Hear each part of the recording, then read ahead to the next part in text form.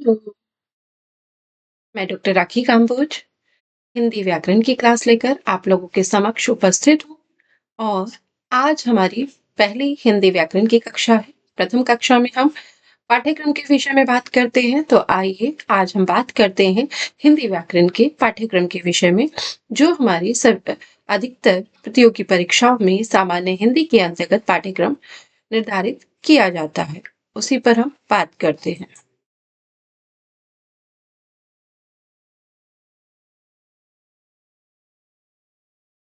कि बात करते हैं पाठ्यक्रम के अंतर्गत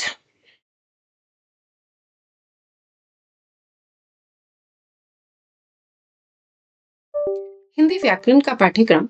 इसमें हमारी पहली यूनिट यानी पहली इकाई है वर्णमाला। वर्णमाला के अंतर्गत हम देखेंगे वर्णों को के कितने भेद होते हैं, वर्णमाला के कितने भेद हैं, कितने वर्ण इसके अंतर्गत आते हैं, उन सभी पर और किसको किस वर्ग में रखा जाता है, यह सब बात हम वर्णमाला के अंतर्गत करेंगे। दूसरा टॉपिक हमारा होगा शब्द रचना। शब्द रचना के अंतर्गत व्युत्पत्ति, बनावट या संरचना के आधार पर शब्द। इसके अंतर्गत रूढ़ शब्द, यौगिक शब्द, तो योग रूढ़ शब्द, तीन प्रकार के शब्दों को हम पढ़ेंगे। इसे हम कहते हैं व्युत्पत्ति, बनावट या संरचना के आधार पर शब्द। इनके विषय में बात करेंगे।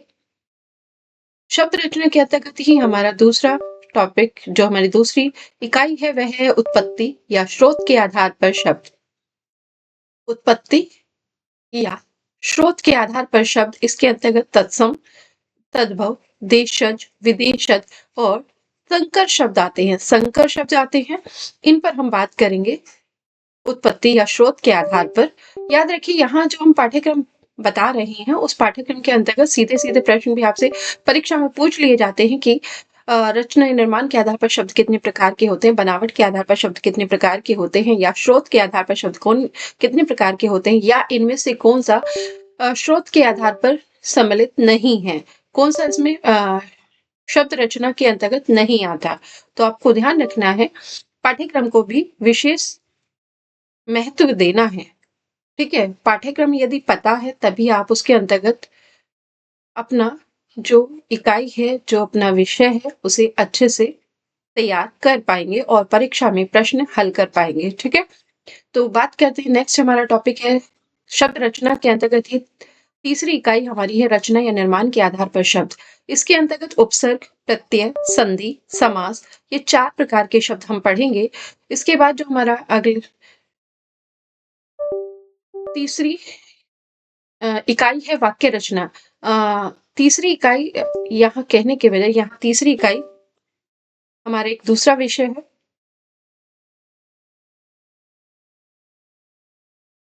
यहाँ एक इकाई छूट गई है, उसे मैं तीसरी इकाई यहाँ लिख देती हूँ, शब्दों का वर्गीकरण। इसके अंतर्गत हम पढ़ेंगे शब्दों का वर्गीकरण। ठीक है, इसके अंतर्गत हम क्या पढ़ते हैं, शब्दों का वर्गीकरण। शब्दों का वर्गीकरण दो प्रकार से करते हैं, एक विकारी शब्द होते हैं, एक अविकारी शब्द होते हैं। विकारी और अविकारी। विकारी शब्दों के अंतर्गत हम पढ़ेंगे संज्ञा, सर्वनाम, विशेषण, क्रिया। अविकारी के अंतर्गत हम अव्यय शब्द पढ़ेंगे। ठीक है, तो यहाँ ये आपको तीसरी इकाई समझ में आया होगा कि तीसरी इकाई के अंतर्गत हमें क्या पढ़ना है। फिर हमारी होगी चौथी इकाई वाक्य रचना। पांचवी इकाई वाक्य रचना के अंतर्गत याद रखिए, वाक्य रचना के अंतर्गत सिर्फ वाक्य रचना पढ़कर नहीं, वाक्य रचना के अंतर्गत हम निर्माण के आधार पर वाक्य पढ़ेंगे। निर्माण के आधार पर वाक्य तीन प्रकार के होते हैं, अर्थ के आधार पर वाक्य आठ प्रकार के होते हैं। इसी के अंतर्गत हम पढ़ेंगे काल। ठीक है, तो वाक्य रचना के अंतर्गत ही हम काल देखेंगे, पदबंध देखेंगे और जो उपवाक्य हैं उसको देखेंगे। ठीक है, तो वाक्य रचना के अंतर्गत भी हमारा एक विस्तृत जो इसका विस्तार है, वो हम पढ़ते समय इसके प्रत्येक भाग पर विशेष ध्यान देंगे। ठीक है, पांचवी जो हमारी इकाई है वह है लिंग। छठी इकाई हमारी है वचन। सातवीं इकाई है कारक। आठवीं इकाई है अलंकार। नौवीं इकाई है रस और 10वीं इकाई है छंद। और यहीं पर वाक्य रचना के अंतर्गत एक यूनिट काल भी नोट कर लीजिएगा, इस पर भी हम बात करेंगे। ठीक है, और 10वीं इकाई हमारी है छंद। 11वीं इकाई है भाषा और बोली और 12वीं इकाई है हिंदी की प्रमुख कवि और उनकी प्रमुख रचनाएं। ठीक है, तो ये मुख्य विषय है, मतलब मुख्य पाठ्यक्रम है हमारा, जिसके अंतर्गत हमें हिंदी व्याकरण को पढ़ना है। और उम्मीद करती हूँ ये इस पाठ्यक्रम से अधिकतर लोग परिचित हैं, क्योंकि सभी प्रतियोगी परीक्षा की तैयारी कर रहे हैं। लेकिन इसकी आंतरिक विषय वस्तु से आप परिचित नहीं है, उससे परिचित हम कराएंगे कक्षा में। और आपके जो भी प्रश्न किसी विषय से संबंधित, किसी इकाई से संबंधित हिंदी व्याकरण के अंतर्गत होंगे, तो वह कक्षा के अंत में आप अपने प्रश्न रख सकते हैं, पूछ सकते हैं। ठीक है, चलिए कल बात करते हैं हम